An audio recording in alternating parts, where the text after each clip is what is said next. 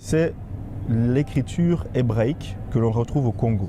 On l'a retrouvée dans une grotte qui s'appelle la grotte de Lovo, dans le sud du Bas-Congo. Ce sont deux Belges, Ray Makers et Van Moorsel, qui ont donc fait une étude sur ces grottes en 1960. Et ils ont découvert dans ces grottes 17 signes sur les 22 signes que comporte l'alphabet paléo-hébraïque. Nous vous montrerons au montage à quoi ça ressemble. C'est ce qu'on appelle en hébreu le Ktav Ivri, c'est-à-dire l'écriture hébraïque pure, la première que Moïse avait reçue au mont Sinaï. Ce n'était pas l'écriture ashurite, telle que nous voyons aujourd'hui l'hébreu moderne, c'était une écriture qui ressemble beaucoup plus à une forme de hiéroglyphe.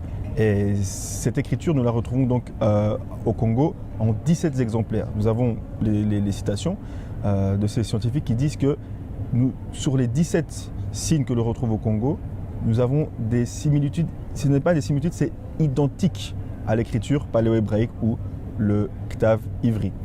Donc maintenant la question c'est de savoir comment est-ce que, bien sûr cette écriture est arrivée là-bas, nous l'avons déjà vu au fur de ces épisodes, les enfants d'Israël sont descendus en Afrique centrale, certains sont montés en terre de Canaan, mais nous avons eu cette séparation, comme nous l'avons dit, le côté masculin, le côté féminin, Maungu.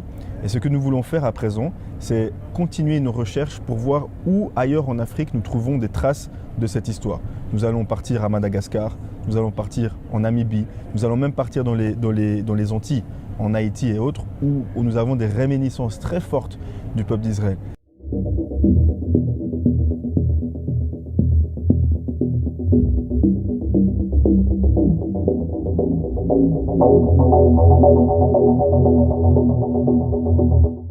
D'accord. Donc voilà, alors bon, c'est en anglais, hein, puisque c'est mon intervention en Afrique du Sud. Donc voilà, ça c'est donc la partie de la grotte Mbafou, cette portion de fresque, sur laquelle je me suis penchée. Est-ce qu'on peut passer à l'autre image? Ça c'est juste pour avoir un petit peu l'image globale. Voilà. Alors, ici, je me suis donc interrogée sur la question de savoir est-ce qu'il y a un message derrière ces dessins maladroitement exécutés. Oui, il y a un message. On a ici des caractères, on a ici une écriture.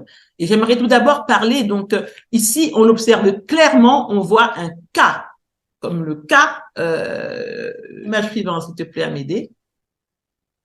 Voilà. Voici donc un gros plan sur le cas en question qu'on trouve dans la grotte Mbafou. L'autre, voilà.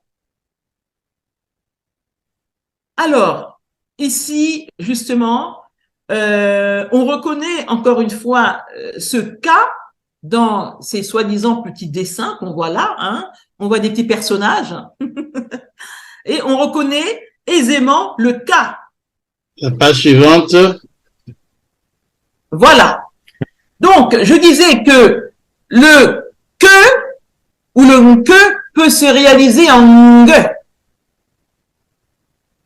Voilà. Donc, alors ici, on a justement, donc je récapitule un petit peu, 2 Chroniques, chapitre 7, verset 14, 4e page. Voilà, là, ça y est, je l'ai. Ok.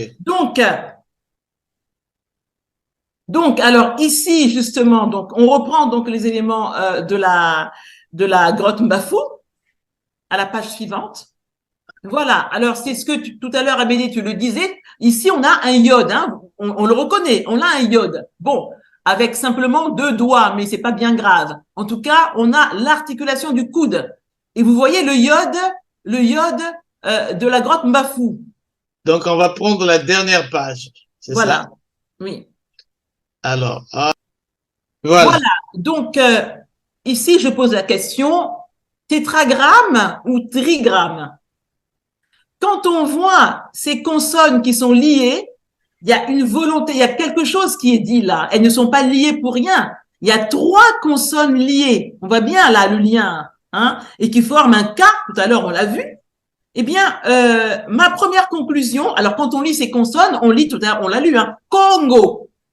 Je vais porter en Afrique du Sud la voix du Congo, le grand Congo, c'est-à-dire l'Afrique, mais aussi la voix de nos sœurs et frères des Antilles, puisque c'est aussi le Congo, et la voix, bien sûr, d'Ajupa Congo. Et c'est vraiment une fierté pour moi et je rends grâce à Aya Congo pour cette opportunité qu'il nous donne, Tata Médée, de pouvoir participer en tout cas à ce grand événement. Matondo, Mama Kimoya.